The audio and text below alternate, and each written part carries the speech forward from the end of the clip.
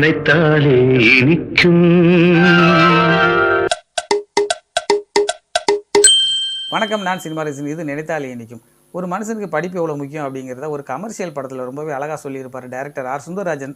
அந்த படம் தான் திருமதி பழனிசாமி. இந்த படம் 1992 வெளிவந்தது. Sathyaraj hero, Sukanya heroine.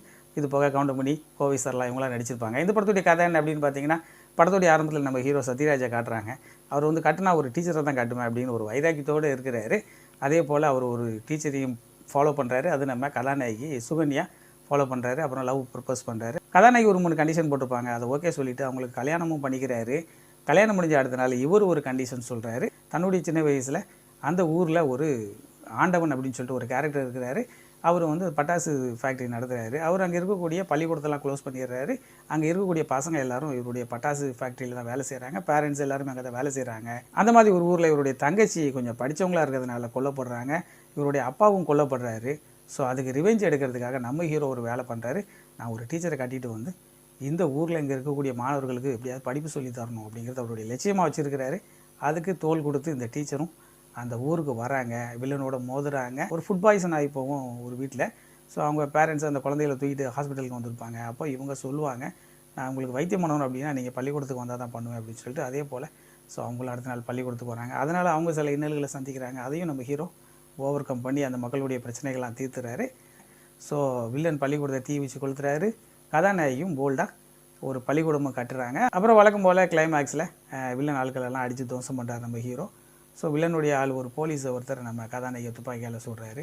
அவங்க அதையும் தாண்டி அந்த கொடியேற்றுவதெல்லாம் முடித்து அந்த பள்ளிக்கூடம் ஓப்பன் பண்ணி அந்த மக்களுக்கு ஒரு நல்ல ஒரு விஷயத்தை பண்ணுறாங்க. அப்படி தான் அந்த படத்துடைய திரைக்கதையை அமைச்சிருப்பாங்க. கவுண்டமணி சத்யராஜுடைய காம்பினேஷன், அதில் வரக்கூடிய காமெடிகள், அப்புறம் கோவை சரளா வச்சு சில காமெடிகள் எல்லாமே ரொம்ப நல்லாயிருக்கும். ஒரு கரடி காமெடி ஒன்று உண்டு ஆர் சுந்தரராஜன் கவுண்டமணி காம்பினேஷனில். இந்த கரடி காமெடி பார்க்கும்போது நமக்கு தோணுச்சு, இந்த படம் வந்து 1954 அந்த மாதிரி ஒரு சமயத்தில் சிவாஜி கணேசனுடைய தூக்கின்னு ஒரு படம் உண்டு. அந்த படத்தில் கருணாநிதினு ஒரு நடிகர், ஸோ அவர் நடிச்சிருப்பார். அந்த காமெடியை அப்படியே தூக்கி இந்த படத்தில் வச்சுருப்பார். அதுவும் ரசிக்க முடியாதாக இருந்தது. இதில் அந்த வில்லன் ரோலில் ஒருத்தர் ப்ளே பண்ணியிருப்பார், கிருபாசங்கிறது ஒரு பேர். ரொம்பவே சூப்பரான ஒரு பெர்ஃபார்மன்ஸு. அவர் இந்த படத்தை தவிர வேறு எந்த படத்துலையும் அவரை பார்க்க முடியல. அதே போல் அக்னி நட்சத்திரம் படத்துலையும் ஒருத்தர் வில்லன் ரோல் பண்ணியிருப்பார்.